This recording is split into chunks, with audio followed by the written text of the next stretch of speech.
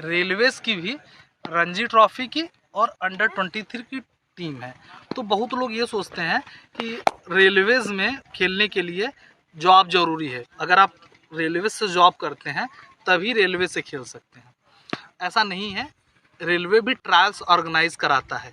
Trial का selection का criteria एक तो ये है ही कि आप रेलवे के कर्मचारी हो, अगर इस स्पोर्ट्स कोटा से हो तो आपको ज़्यादा प्रेफरेंस दी जाती है। अगर स्पोर्ट्स कोटा से नहीं हो तब भी आप रेलवे के ट्रायल्स दे सकते हो, अगर कर्मचारी हो, आप रेलवे के एम्प्लॉय हो। और उसके साथ साथ एक और भी क्राइटेरिया है, अगर आप रेलवे के एम्प्लॉय नहीं हो तब भी आप ट्रायल दे सकते हो। तो आज का टॉपिक हमारा यही है कि कैसे आप रेलवे से खेल सकते हैं या रेलवे से खेलने के लिए क्या करना पड़ेगा। चैनल पे पहली बार आए हैं तो क्या करना है आपको, यहाँ यही सब्सक्राइब करें, बेल आइकन ज़रूर दबा दें। रेलवे पहली प्रेफरेंस अपने एम्प्लॉयज़ को देता है जो स्पोर्ट्स कोटा से आए हुए हैं। जैसे हर डिस्ट्रिक्ट की टीम रहती है, उसी तरीके से रेलवे के 90 जोन्स हैं, 90 जोन्स के टीम्स बनती है और उसमें जो सेलेक्टेड खिलाड़ी रहते हैं अलग अलग जोन से, उनका मैचेस होता है, इंटर रेलवेज मैचेस आप कह सकते हैं। उसके परफॉर्मेंस के आधार पे उसमें जो खिलाड़ी परफॉर्म करता है वो सेलेक्ट होता है रेलवेज की रणजी ट्रॉफी या अंडर 23 टीम। दूसरा, रेलवे जो क्या करता है वो हायर करता है खिलाड़ियों को।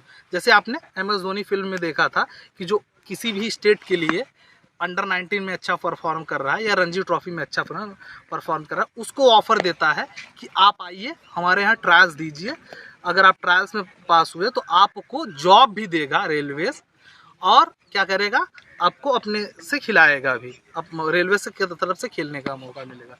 और दूसरी चीज़ क्या हो, एक और प्रेफरेंस देता है, अगर आप रेलवे से नहीं खेले हो या PC राउंड और BCCI का कोई भी टूर्नामेंट अगर आपने खेला है, अंडर 19, अंडर 23 या रणजी ट्रॉफी, उसमें भी BCCI प्रेफरेंस देता है। अगर आपकी टीम फाइनल या सेमीफाइनल में पहुंची है, आपका परफॉर्मेंस अच्छा है, तब भी आप ट्रायल्स दे सकते हो और उस ट्रायल के बेस पे भी सिलेक्शन करता है रेलवे। एलिजिबिलिटी क्राइटेरिया क्या होता है रेलवे का सिलेक्शन को, मतलब कुछ मापदंड भी रखे हैं रेलवेज ने। जैसे कम से कम आपको 3 साल डोमेस्टिक क्रिकेट खेलना है, चाहे आप 19 खेले हो, चाहे रणजी ट्रॉफी खेले हो, चाहे अंडर 23 खेले हो, 3 साल BCCI से अप्रूव्ड या आप यूनिवर्सिटी भी अगर 3 साल खेले हैं तब भी आप एलिजिबल हो रेलवेज के ट्रायल्स के लिए। रेलवेज के ट्रायल्स आप दे सकते हो, लेकिन 3 साल का जो आपका होना चाहिए वो ओरिजिनल सर्टिफिकेट होना चाहिए, क्योंकि BCCI के थ्रू रेलवेज भी आपके सभी सर्टिफिकेट्स की जांच करती हैं। जैसे पहले एक और सिस्टम था कि अगर कोई रेलवे का एम्प्लॉय, अगर आपके फादर एम्प्लॉय थे रेलवे के, तब भी आप एलिजिबल होते थे ट्रायल देने के लिए। लेकिन अगर आपके आज आप फादर हैं रेलवेज में तो आप अब नहीं दे पाओगे, क्योंकि रेलवेज ने चेंज कर दिया है रूल, क्योंकि रेलवे में खुद ही स्पोर्ट्स कोटा से बहुत ज़्यादा खिलाड़ी हो जाते हैं।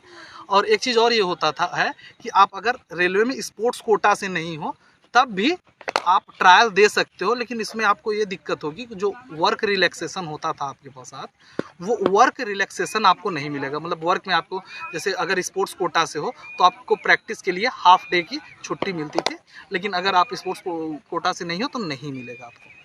पहले रेलवेज की जूनियर में अंडर 19 की टीम खेलती थी BCCI के टूर्नामेंट्स में, लेकिन कुछ दिन पहले से BCCI ने इसको डिसकंटिन्यू कर दिया है। सिर्फ सीनियर अंडर 23 और रणजी ट्रॉफी की रेलवेज की टीम खेलती है।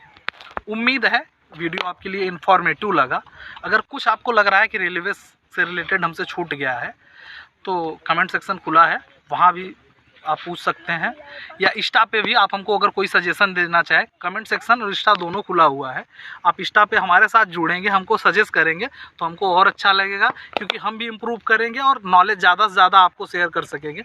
हो सकता है कुछ टॉपिक ऐसे हो जो मुझसे छूट जाता हो, वो आप हमको दें तो उसका हम आपको क्रेडिट भी देंगे।